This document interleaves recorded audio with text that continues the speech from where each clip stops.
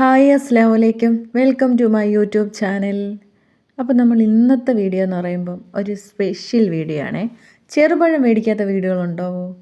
ചുരുക്കമായിരിക്കും, എല്ലാ വീടുകളിലും മേടിക്കും. പക്ഷെ അത് കറുത്തു പോയാലോ? ആർക്കും വേണ്ട. ഇനിയിപ്പോൾ കറുത്തും പോകില്ല കേട്ടോ, അതിന് മുന്നേ ചെറുപഴം തീരും. ഈ ഒരു പലഹാരം ഉണ്ടാക്കിയാൽ മാത്രം മതി. അപ്പോൾ ഇതെങ്ങനെ തയ്യാറാക്കുന്നതെന്ന് നോക്കാം. ഞാനൊരു 10 പഴം എടുത്തിട്ടുണ്ടേ. നമ്മുടെ നാട്ടിൽ ഇതിനെ പറയുന്നത് പാളയംതോടൻ എന്നാണേ. നിങ്ങളുടെ നാട്ടിൽ എന്താണ് പറയുന്നതെന്നൊന്ന് കമൻറ്റ് ചെയ്യണേ. ആ പഴം ഞാൻ തൊലിയെല്ലാം കളഞ്ഞ് കട്ട് ചെയ്ത് വെച്ചിട്ടുണ്ടേ. ഇപ്പം ഞാനൊരു ജാർ എടുത്ത് വെച്ചിട്ടുണ്ട്. ഇനിയിപ്പോൾ ഇതിനകത്ത് നമുക്ക് പഴം ചേർക്കാം. നമ്മൾ അരിഞ്ഞ് വെച്ച പഴം ചേർക്കാം.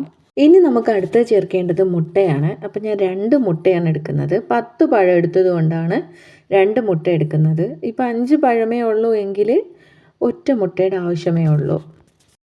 ഇനി അടുത്ത് ചേർത്ത് കൊടുക്കുന്നത് 1/4 ടീസ്പൂൺ മഞ്ഞൾപ്പൊടിയാണ്. ഇനി നമുക്ക് ഏലക്ക ചേർക്കാം. ഇനിയിപ്പോൾ അടുത്ത് ചേർക്കുന്നത് മൈദ മാവാണ്. അതൊരു 3 ടേബിൾ സ്പൂൺ മൈദ മാവാണ് ഞാൻ ചേർക്കുന്നത്. ഇനി നമുക്ക് കുറച്ച് പാല് ചേർക്കാം. ഇപ്പോൾ പാലില്ല എങ്കിൽ വെള്ളം ചേർത്താലും മതി, കുഴപ്പമൊന്നുമില്ല. പാല് ചേർക്കുമ്പം കുറച്ചും കൂടെ ടേസ്റ്റ് ഉണ്ടാവും. ഇനി ഞാൻ ചേർത്ത് കൊടുക്കുന്നത് 2 ടേബിൾ സ്പൂൺ പഞ്ചസാരയാണ്. അത്യാവശ്യം മധുരമുള്ള പഴം ആയതുകൊണ്ട് ഞാൻ 2 ടേബിൾ സ്പൂണ് പഞ്ചസാര ആഡ് ചെയ്യുന്നുള്ളൂ. ഇപ്പം മധുരം ഇതിനേക്കാളും നല്ല മധുരം വേണമെന്നവർക്ക് അതനുസരിച്ച് ചേർക്കാം. പിന്നെ ഞാൻ ചേർത്തത് സോഡാപ്പൊടിയാണ്. അത് കഴിഞ്ഞിട്ട് കുറച്ച് ഉപ്പും കൂടെ ചേർക്കുന്നുണ്ട്.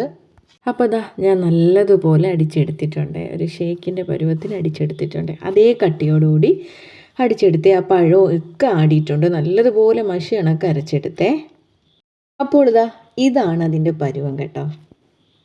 ഇപ്പോൾ ചെയ്യേണ്ടതെന്ന് വെച്ചാൽ ഒരു പാൻ അടുപ്പത്ത് വെച്ച് അത് ചൂടായപ്പോൾ 1 ടേബിൾ സ്പൂൺ നെയ്യ് ഞാൻ ചേർത്ത് കൊടുക്കുന്നുണ്ടേ. ഇനിയിപ്പോൾ നമ്മൾ കപ്പലണ്ടി ചേർക്കാം. പകരം കാഷ്യൂനട്ട് ചേർക്കാം. എൻ്റെ കയ്യിൽ തീർന്നു പോയി, അപ്പം അതുകൊണ്ട് കപ്പലണ്ടിയാണ് ഞാൻ ചേർത്ത് കൊടുക്കുന്നത്. ഇതൊന്ന് നമുക്ക് ഇളക്കി കൊടുത്തൊന്ന് ചൂടാക്കിയെടുക്കാം. ഓവറായിട്ട് അത് വറുക്കുകയൊന്നും വേണ്ട ആവശ്യമില്ല. ആ നെയ്യ് ഒന്ന് പിടിച്ചാൽ, നമ്മുടെ കപ്പലണ്ടിയിൽ പിടിച്ചാൽ മാത്രം മതി. അത് കഴിഞ്ഞിട്ട് നമുക്ക് മുന്തിരി ചേർത്ത് കൊടുക്കണം, ഉണക്ക മുന്തിരി. ഞാൻ മുന്തിരി ചേർത്ത് കൊടുത്തിട്ടുണ്ട്. ഇനി ഇത് രണ്ടും നന്നായിട്ടൊന്ന് ഇളക്കി കൊടുക്കണം. ഒന്ന് ചൂടായി ഒന്നായാൽ മാത്രം മതി കേട്ടോ. ഇനി അടുത്ത് ചേർത്ത് കൊടുത്തത് തേങ്ങയാണേ. തേങ്ങയും ആ ഒരു ഓവറായിട്ടൊന്ന് മൂക്കേണ്ട ആവശ്യമില്ല. ആ ഒരു നനവൊന്ന് മാറി കിട്ടിയാൽ മാത്രം മതി തേങ്ങ. അപ്പോൾ മുന്തിരിയും കപ്പലണ്ടിയും തേങ്ങയും കൂടെയൊക്കെ നന്നായിട്ടൊന്ന് ഞാൻ ഇളക്കി കൊടുത്തിട്ടുണ്ട്. അപ്പോൾ ഇതേ പരുവത്തിനാണ് കേട്ടോ. അപ്പോൾ ഇത് വേവിക്കാനായിട്ട് ഞാൻ എടുത്തേക്കുന്നത് ഇഡ്ഡലിക്കുട്ടമാണ് കേട്ടോ. അപ്പം ഇതിനകത്ത് നമ്മൾ വേവിക്കുന്നതിൻ്റെ അതേ ആ ഒരു പാത്രത്തിനകത്ത് നെയ്യ് നല്ലതുപോലെ തേച്ച് പിടിപ്പിക്കണേ. അപ്പം ഞാൻ നെയ്യ് നല്ലതുപോലെ തേച്ചിട്ടുണ്ട്. ഇനി നമ്മൾ തയ്യാറാക്കി വെച്ചേക്കുന്ന ആ മാവ് ഒഴിച്ചു കൊടുക്കാം. കുറേശ്ശെ ആയിട്ട് ഒഴിച്ചു കൊടുക്കണം. ഇനി ഒരു സ്പൂൺ എടുത്ത് എല്ലാ ഭാഗത്തുമായിട്ട് ഇതൊന്ന് പതുക്കെ ഒന്ന് ഇതാക്കി ടച്ച് ചെയ്ത് കൊടുക്കണേ.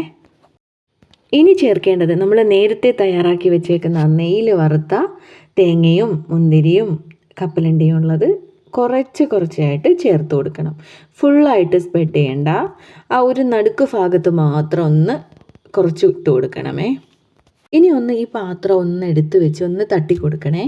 ഇപ്പോൾ എയറും ബൗൾസും കാര്യങ്ങളൊക്കെ ഉണ്ടെങ്കിൽ ഒന്ന് പോകാൻ വേണ്ടിയാണേ. നമുക്കിതൊന്ന് അടച്ച് വെച്ച് 2 മിനിറ്റ് ഒന്ന് കഴിഞ്ഞ് തുറക്കാമേ. അപ്പോൾ 2 മിനിറ്റ് കഴിഞ്ഞു. ഇനി നമുക്ക് ബാക്കിയുള്ള മാവും കൂടെ പതുക്കെ കുറേശ്ശെ വീത്തി കൊടുക്കണേ. ഇനിയിപ്പോൾ ഇതിൻ്റെ മുകളിലായിട്ട് നമ്മൾ നേരത്തെ വറുത്ത് കോരി വെച്ചതിൻ്റെ ബാലൻസ് വെച്ചേക്കണം. ഇതുപോലെ ഇതിൻ്റെ മുകളിലായിട്ട് ഇട്ട് കൊടുക്കാനുണ്ടേ. അപ്പോൾ അത് ഞാൻ എല്ലാ ഭാഗത്തും നമ്മുടെ ആ ഒരു ഇതിൻ്റെ ഫുൾ ഭാഗത്തായിട്ട് ഫില്ല് ചെയ്താണ് ഇടുന്നതേ.